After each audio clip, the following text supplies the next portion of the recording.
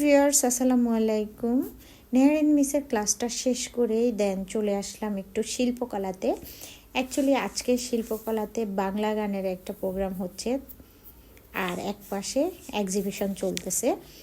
ফার্স্টে আমরা বুঝতে পারিনি এক্সিবিশনটা কিসের ছিল। দেন যখনই আমরা উপরে উঠে আসলাম, ঢুকেই সেই 2024-এর যে জুলাই, আমাদের যে জুলাই আন্দোলন ছিল, জুলাই হত্যাকাণ্ডের যে ইয়েগুলো ছিল, সেই এক্সিবিশন আজকে শিল্পকলাতে আয়োজন করা হচ্ছে এক্সিবিশনের। তো সেই কারণে আমরা ঢুকেই প্রথম খুব এক্সাইটমেন্ট নিয়ে উঠেছি, বাট প্রথমে বুঝতে পারিনি এক্সিবিশনটা কিসের ছিল। বাট যখনই উপরে উঠে আসলাম, যখন গ্যালারিতে ঢুকলাম, তখনই খুবই খুবই শঙ্কিত এবং আমার পুরা গায়ের লোম কাটা দিয়ে গিয়েছে। কারণ এতগুলো পিকচার এমনভাবে ওরা এক্সিবিশন করেছে, কারণ জুলাই হত্যাকাণ্ডের সাথে যত কিছু রিলেটেড সব কিছু এই গ্যালারিতে আজকে ওরা তুলে ধরেছে। তো ওদেরকে অসংখ্য ধন্যবাদ যারা এই এক্সিবিশনের আয়োজন করেছেন। কারণ আমাদের দেশে আমরা অনেক সময় অনেক কিছু, হয়তো সময়ের অভাবে আমরা টিভিও দেখি না, অনেক কিছু করি না। আজকে এই গ্যালারিতে এসে আমি আর নিজেকে কন্ট্রোল করতে পারি নাই। অনেকক্ষণ দেখার পরে আমার মন আস্তে আস্তে, আমি হয়তো ক্যামেরাতে বোঝা যাচ্ছে না, কিন্তু আমার ভিতরে খুবই খুবই খারাপ লাগতেছে। কারণ এত মায়ের বুক খালি হয়েছে এগুলো দেখে, আর নিজেকে ইয়ে করতে পারিনি।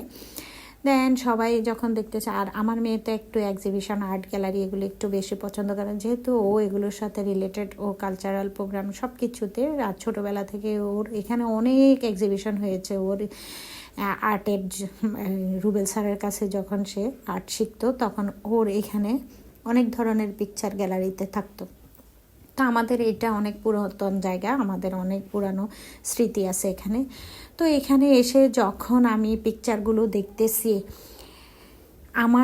আমি নিজেকে কন্ট্রোল করতে পারিনি, আমার গায়ের লোম দাঁড়িয়ে গিয়েছে। কারণ প্রত্যেকটা পিকচারের মধ্যে ট্র্যাজেডি এবং এত কষ্টের ইয়েগুলো তুলে ধরেছে ওরা, এত স্পষ্ট দেখে। আর ওয়ালের লেখাগুলো আসলে আমার ক্যামেরাতে অথবা কোনো কিছুতে আসলে এটা বলে বোঝানো যাবে না, এরকম ফিলিংস হয়েছে আমার ওখানে।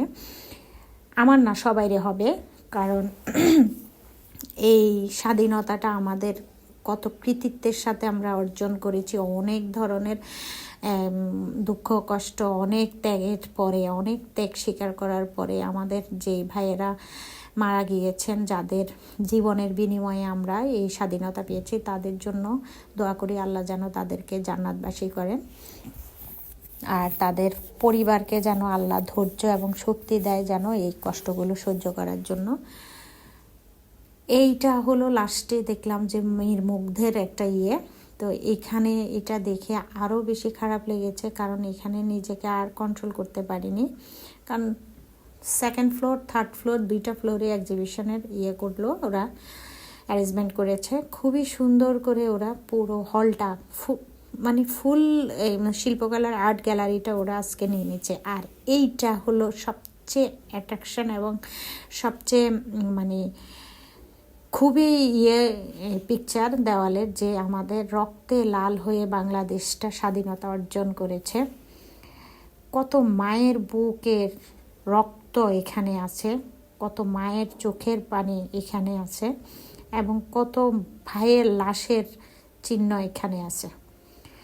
তো দোয়া করি আল্লাহ ওদেরকে জান্নাত নসিব করুক, আর ওদের পরিবারকে আল্লাহ ধৈর্য ধারণ করার ক্ষমতা দিক। আর ফেসিস হাসিনা আল্লাহ যেন ওর শাস্তি দেখ। ও কত মানুষকে সে ইয়ে করেছে।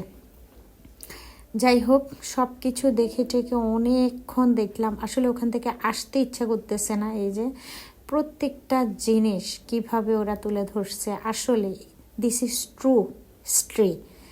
এখানে কোনো লুকোচুরি নাই, এখানে কোনো কিছু নাই, রিয়েল আমাদের চোখের সামনে। হয়তো আমাদের পরের যেই জেনারেশনগুলো আসবে, হয়তো নেক্সট ওদের জন্য এগুলো স্মৃতি। এই যে ছোট বাচ্চাটা, এটা ও কি দোষ করেছে, ও আন্দোলনের কি বুঝে, ও দেশের শত্রু কিভাবে হতে পারে, কিন্তু ওরে কিভাবে ওদেরকে মারছে। তো এই জিনিসগুলি দেখার পরে যারা শেখ হাসিনার জন্য এখনও কান্নাকাটি করে, এখনও যদি ইয়ে করে, তারা আসলে মানুষ না। ওরা ও তো মানুষ ছিলই না। ও যাদেরকে রেখে গেছে, যারা ওর জন্য এখনও ইয়ে করতেছে, তারা তো মানুষের কাতারে পড়ে না। তো এই জিনিসগুলো দেখে খুবই খুবই খারাপ লাগছে। তো আমাদের অ্যাকচুয়ালি সময় ছিল না, আমরা বেশিক্ষণ থাকতে পারিনি, কারণ এখানে আরও কিছুক্ষণ থাকার ইচ্ছা ছিল। আমাদের আবার ম্যাথ ক্লাসের দেরি হয়ে যাচ্ছে। দেন এই পাশে এসে দেখলাম এই রুমের মধ্যে সবগুলো হলো মানে ইয়ে আর্ট পিকচারগুলো। তো যারা যারা আর্ট করেছে তাদেরকে অসংখ্য ধন্যবাদ।